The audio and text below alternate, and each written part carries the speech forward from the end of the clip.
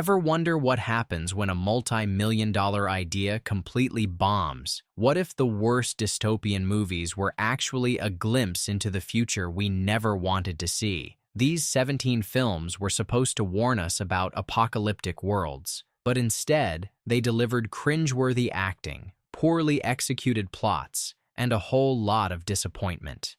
Keep watching as we count down the worst of the worst. And trust me, you won't believe what made number 1. Screamers, 1995. This low-budget dystopian flick has all the right ingredients for a sci-fi cult hit, except the talent. In Screamers, humanity is on the brink of annihilation, and sentient robots, the Screamers, are hunting down the last survivors. But despite a concept brimming with potential, the film fails to deliver anything memorable. The pacing is slow, the dialogue is stiff, and the acting feels more robotic than the machines it's trying to portray. It's a perfect example of wasted potential, with the plot dragging on in a hopeless spiral of monotony. Screamers wants to be a tension-filled exploration of technology and survival, but instead it becomes a tedious exercise in waiting for anything, to happen. The film had all the right ideas, but was ultimately drowned by its own lackluster execution. Resident Evil 2002, one of the most polarizing entries in the world of video game adaptations, Resident Evil diverges sharply from the source material. Instead of a faithful, tense survival horror experience, audiences were greeted with flashy explosions and a confusing, over-the-top action plot. The film follows Alice, a special forces operative who has to fight her way through a lab overrun with zombies.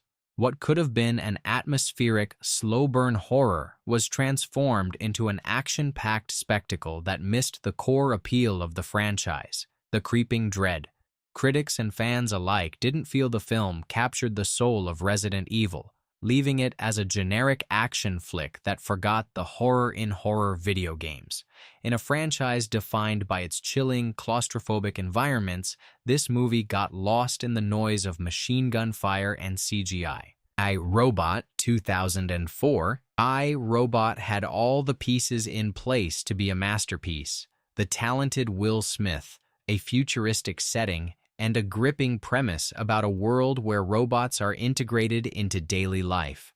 But somehow the film falls flat with its predictable, formulaic plot and lack of emotional depth. The story, loosely inspired by Isaac Asimov's famous works, focuses on the investigation of a murder that seems to involve a robot, something thought to be impossible. It sounds intriguing, but instead, the film leans on action-packed set pieces and gimmicks, turning a thoughtful science fiction concept into a generic action flick. Asimov's philosophy about robotics and humanity is reduced to a superficial plot, and the entire movie feels more like a missed opportunity than a thrilling ride into the future. It's a film that underestimates its potential by relying too heavily on spectacle and too little on substance. The Island, 2005. Imagine a world where clones exist only to serve as organ donors for the rich. Now, imagine this idea being handled by Michael Bay, the king of over-the-top action, and you have The Island. The film stars Ewan McGregor and Scarlett Johansson as two clones who escape their sterile, controlled existence to uncover the truth behind their purpose. It's a visual feast, but the script is anything but a delicacy. The film desperately tries to say something profound about the ethics of cloning, but Bay's penchant for explosive action scenes overshadows any attempt at depth. The entire movie feels more like a high-budget chase sequence than an exploration of identity or morality. The film's underlying commentary is overshadowed by its glitzy, shallow thrills, making it a forgettable entry in the dystopian genre. It asks big questions, but it never answers them in a meaningful way, leaving viewers with more explosions than insights. Aeon Flux, 2005. Adapted from the cult animated series, Aeon Flux was supposed to be a visual treat and a mind-bending exploration of a futuristic society. What we got instead was a convoluted mess of nonsensical plot twists, wooden acting, and a jarring tonal shift that left audiences scratching their heads. Charlize Theron plays the title character, an assassin in a dystopian world, but her performance can't save the film from its chaotic storyline and confusing character motivations. The animation's signature style is watered down, and the world building is thin at best. Despite being visually striking, the film fails to connect emotionally, and its attempt to explore themes of power, rebellion, and control feels more forced than engaging.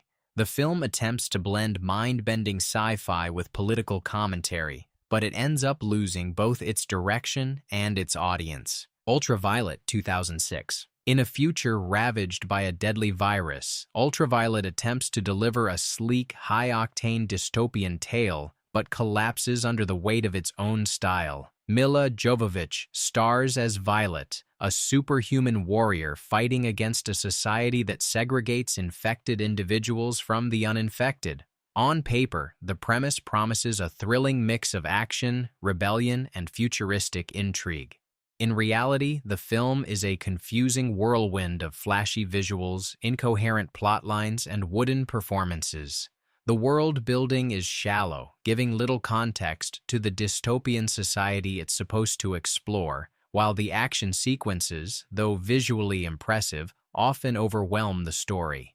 Jovovich delivers a committed performance, but even her charisma cannot rescue the film from its narrative shortcomings. Dialogue is stilted, character motivations are unclear, and the film's pacing is erratic, leaving audiences disoriented rather than engaged.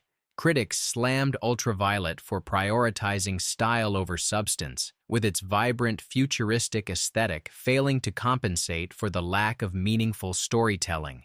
Themes of oppression, survival, and human morality are present in fragments but never fully realized, making the dystopian backdrop feel like a hollow stage for overblown action. Judge Dredd, 1995. When Judge Dredd hit theaters in 1995, it seemed like a perfect match. The gritty, futuristic world of the comic book character paired with the fierce charisma of Sylvester Stallone. But the final result? A misfire. Despite its potential, the film falls into the trap of over-the-top action, leaving the depth and darkness of the Judge Dredd comics buried beneath explosions and loud, nonsensical dialogue. Stallone's portrayal of the iconic anti-hero feels more like a parody than a serious take, as he spends much of the film shouting one-liners and getting into brawls. The dystopian city of Megacity 1, a chaotic and corrupt metropolis, is poorly realized, looking more like a cheap set than the sprawling urban nightmare it's meant to be. The film also neglects to explore the philosophical depth of the character, his conflict with the system, and his own humanity. Instead, it opts for spectacle over substance, relying on flashy set pieces and fights.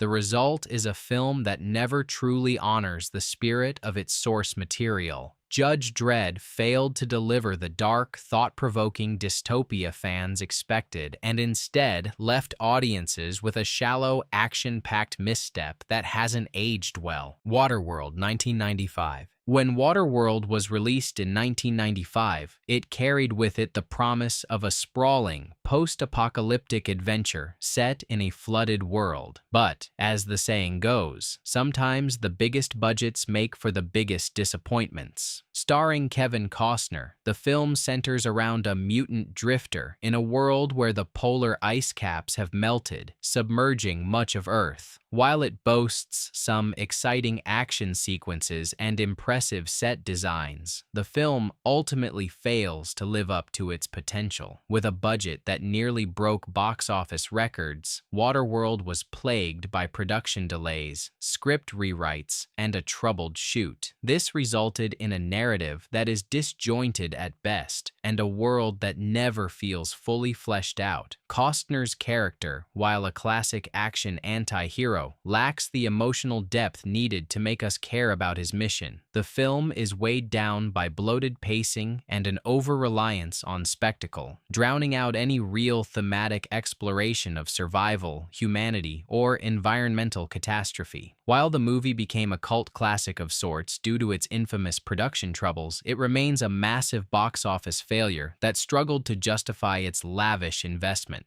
Waterworld is an example of excess at its worst, a dystopian epic that left audiences high and dry. Doomsday, 2008. From the mind of the Descent director Neil Marshall, Doomsday promised a gritty, post-apocalyptic thrill ride. What it delivered, however, was a chaotic mess of borrowed tropes, too many ideas crammed into one incoherent plot, and a rushed, uninspired execution. Set in a future where a deadly virus has ravaged the UK, the film follows a group of soldiers sent to retrieve a cure from within a walled-off, disease-ridden Scotland. The film starts with some promise, offering up a mixture of medieval barbarism and futuristic technology, but quickly spirals into a series of cliched action sequences that seem more like a visual mishmash than a cohesive narrative. The characters are one-dimensional, the pacing is erratic, and the plot veers off the rails with each new twist. As the film drags on, it becomes more absurd, with over-the-top violence and a bloated runtime. Despite a few flashes of good visuals and interesting world-building, Doomsday ultimately fails to be anything more than a messy, forgettable action flick that gets lost in its own attempts to be edgy. The Running Man, 1987. What happens when you take a deadly game show, an authoritarian regime, and Arnold Schwarzenegger in his prime? You get The Running Man, a film that tries to critique media exploitation but ultimately gets lost in its own cheesiness. Set in a dystopian future where criminals are forced to participate in a televised deathmatch, the film's premise has all the makings of a dark, satirical commentary on society's obsession with violence and entertainment. But rather than delivering a sharp critique, The Running Man goes for cheap laughs and exaggerated action, reducing its political commentary to mere spectacle. Schwarzenegger's usual tough guy persona works well in action-packed moments, but the over-the-top nature of the film turns what should have been a grim exploration of freedom and control into a campy, almost cartoonish experience. Despite its cult following, it remains heavily criticized for its cheesy dialogue, low-budget effects, and disregard for the source material's darker themes. Rather than making us think about society's future, The Running Man entertains in the worst way possible, by treating serious issues as a joke. With its dated aesthetic and lack of depth, this dystopian action flick feels more like a relic of the 80s than a thought-provoking exploration of the dangers of media manipulation. AI Artificial Intelligence, 2001. Directed by Steven Spielberg, AI Artificial Intelligence was a film brimming with promise. Set in a future where robots possess human emotions, the story follows David, a childlike robot designed to love, as he embarks on a quest to become real in order to be loved by his human mother.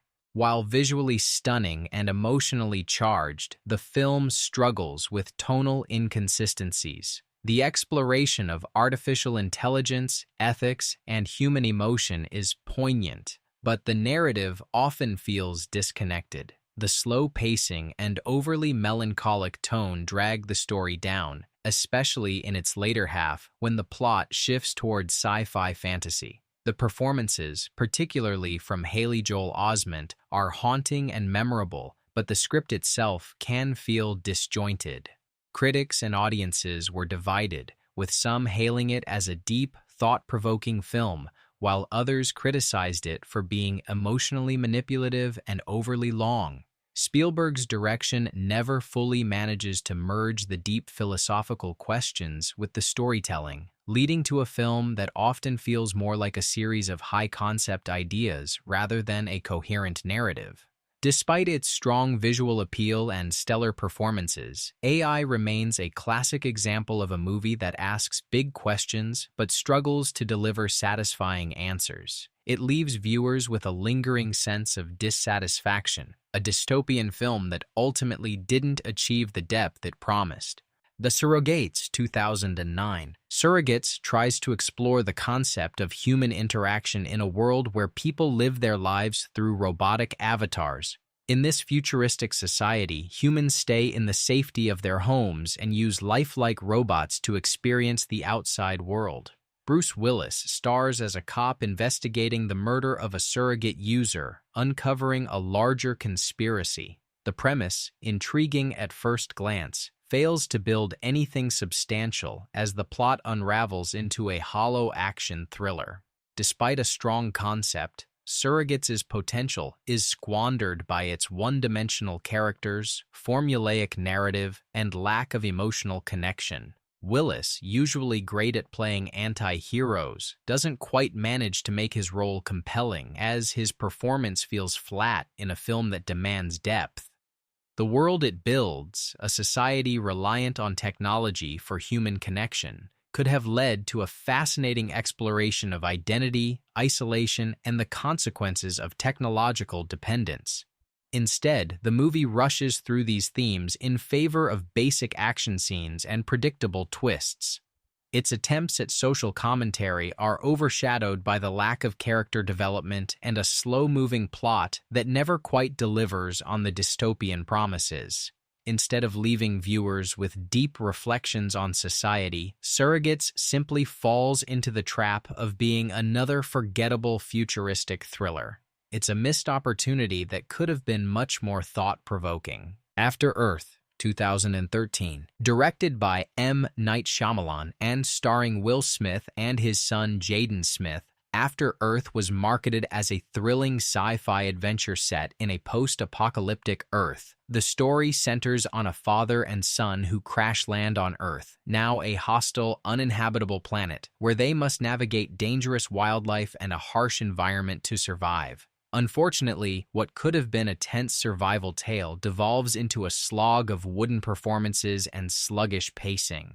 Jaden Smith's portrayal of the son, Kitai, was widely criticized for being emotionally flat, lacking the depth and intensity needed for a character in such a high-stakes situation. Will Smith, usually a charismatic presence on screen, fails to inject much life into his role as a father trying to teach his son survival. The father-son dynamic, which should have been the emotional core of the film, feels unconvincing and underdeveloped. The film's visual effects and world-building, while impressive, cannot save the film's fundamental issues with pacing and character development. The film also suffers from a lack of tension. Despite the dangerous environment, there's little sense of real danger, making the film feel predictable and forgettable. After Earth's failure to engage emotionally and its reliance on shallow characters and a thin plot leave it stranded in the world of missed potential. It's a film that fails to live up to its grand ambitions, becoming a flat, uninspiring viewing experience. The Fifth Wave, 2016. Based on the best-selling novel by Rick Yancey, The Fifth Wave has all the elements of a modern dystopian thriller: alien invasions, survival, and a heroine with a fierce will to fight. The film follows Cassie Sullivan, played by Chloe Grace Moretz, a young girl trying to survive after 4 waves of alien attacks have wiped out most of humanity. The premise itself is enticing, but The Fifth Wave never fully takes off. While the book's emotional depth and survival themes are compelling, the film's execution feels rushed and lacking in substance. The characters lack depth, with Cassie's emotional journey feeling unconvincing. The romance subplot, which takes center stage, is generic and distracting from the more intriguing aspects of the story. Despite a talented cast, including Liev Schreiber and Ron Livingston, the film fails to develop its characters into anything more than two-dimensional plot devices. It's clear that the film is trying to capitalize on the success of other YA dystopian adaptations like The Hunger Games, but it misses the mark on creating a strong emotional connection with the audience. Instead of exploring the deep psychological impacts of living through an alien invasion, the movie focuses too heavily on action scenes and melodrama. As a result, the fifth wave never manages to rise above the generic dystopian genre and falls flat as another forgettable teen thriller. Overdrawn at the Memory Bank, 1983. Overdrawn at the Memory Bank is a bizarre piece of dystopian cinema that's so poorly executed, it's hard to believe it was ever intended as a serious movie. Set in a future where a man's consciousness is uploaded to a computer system, the film follows the protagonist as he struggles to cope with his new digital existence. The premise sounds ripe for a thought-provoking examination of technology, memory, and identity, but the film completely fails in execution. With its amateurish production values, nonsensical plot, and poor acting, Overdrawn at the Memory Bank feels more like a student film project than a legitimate dystopian vision of the future. The dialogue is stiff, the pacing is agonizingly slow, and the whole affair is so disjointed that it becomes almost unintentionally hilarious. The film's attempts to explore the human experience in a technological world come off as shallow and incoherent. With its laughable special effects and clunky narrative, Overdrawn at the Memory Bank has earned its place in the annals of sci-fi infamy, not for its daring vision of the future, but for being an embarrassing, unintentional comedy. If it had embraced its absurdity, perhaps it could have been a cult classic, but instead, it's mostly remembered as a relic of the early 80s with zero staying power. Robot Holocaust, 1986. Robot Holocaust is a masterpiece in how not to make a dystopian film.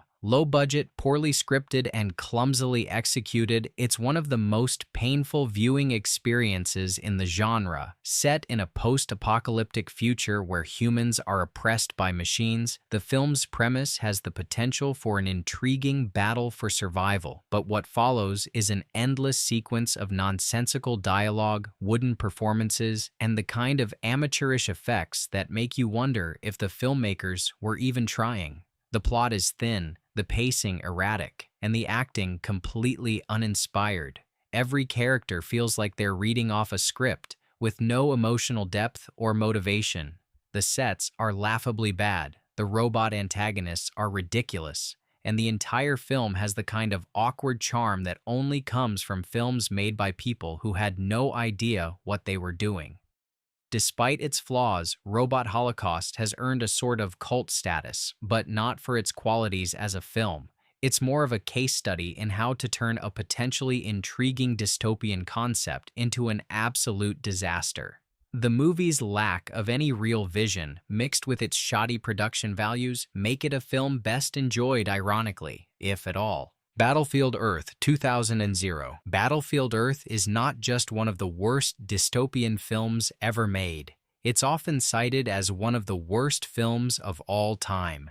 Based on the novel by Scientology founder L. Ron Hubbard, the film stars John Travolta in one of his most over-the-top performances as a villainous alien bent on subjugating humanity. From the ridiculous plot to the clunky dialogue, Battlefield Earth is a disaster from start to finish. The film's special effects are laughable, the direction is erratic, and the acting is so bad that it borders on parody. Travolta, a seasoned actor, hams it up to a ridiculous degree, delivering lines with such absurd intensity that it's impossible to take him seriously. The world building is non-existent, leaving audiences scratching their heads at the bizarre dystopia that's meant to serve as the backdrop for the story.